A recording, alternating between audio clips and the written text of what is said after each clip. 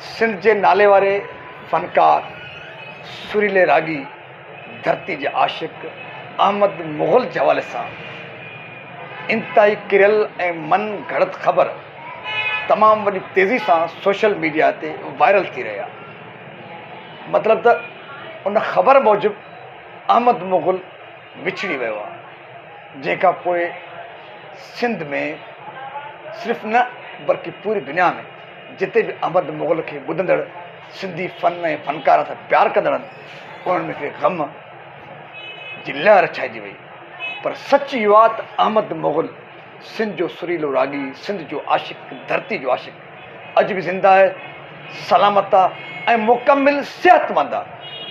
तंहिं करे अहिड़े क़िस्म जूं कूड़ियूं ख़बरूं हलाईंदड़ कुझु शर्मदारियूं।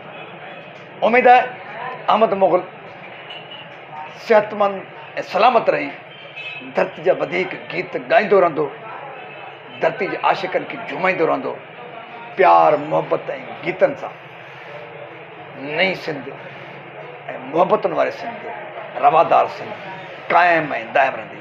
सिंध सलामत, साथ सलामत, पाकिस्तान ज़िंदाबाद, पर कूड़ खां कयो एहतियात। Love U.